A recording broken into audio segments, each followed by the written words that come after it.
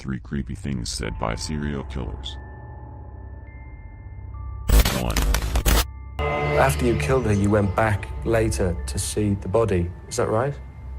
No, I went back to clean it up.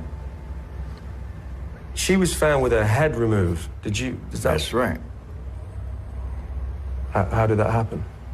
Easy, just pick it up and move it. What, you just pull the head off? Yeah, it was already off. That was a fit of anger. You know, we spent a day down at Turning Point Park, you know, feeding the ducks and walking around, and we were making out. And then she just flipped, you know, jumped up, says, "I'm going to scream, I'm going to tell the cops." I snapped her neck.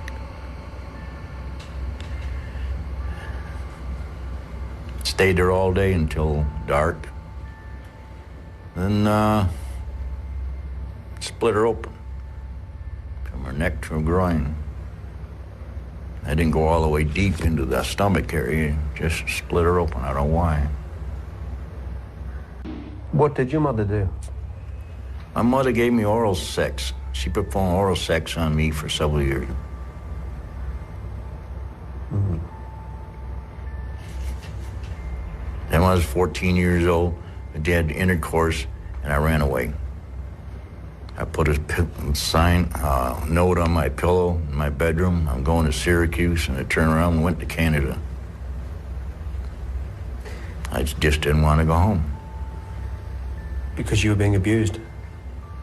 Yes, sir, I was. This interview is of a serial killer named Arthur Shawcross, or known as the Genesee River Killer. In the interview, he mentions how he murdered his victim. Arthur says he did so in a fit of rage against the woman.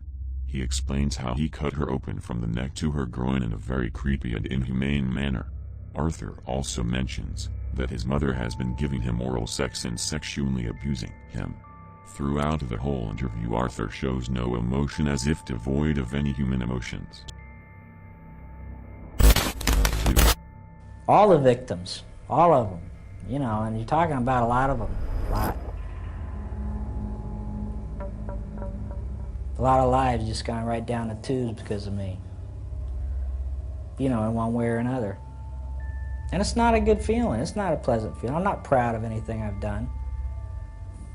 And the worst thing is, I don't understand why. I don't understand why. This is an interview of Bobby Joe Long, or better known as the classified ad rapist. The interview starts with him talking about his victims and how he feels about them. He confesses that it isn't a good feeling, and he isn't proud of what he has done. 3. How much would somebody have to humiliate you before you'd become obsessed with killing them? It would be the degree he humiliated me. If it were not much, and it would be the time. It would be how my attitude was. If I was jumpy or edgy, it wouldn't take much. If I was passive, then he might get away with it. But no one really knew. You tended to shoot people up close and personal. Definitely. I wanted to tell them just before they left. I wanted to say goodbye. I wanted them looking straight at me. What did you want them to think as they died? Just see my pretty face. I take it to them. What the last thing they ever saw was me. And if they carry that glimpse to eternity, infinity, or whatever it is, they're gonna be thinking of me all that time.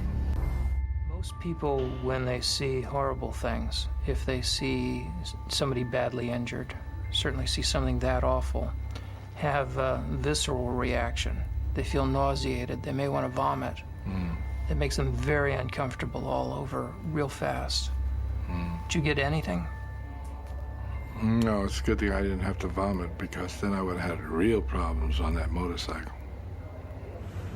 Dismembering bodies, did that turn your stomach? I don't think so.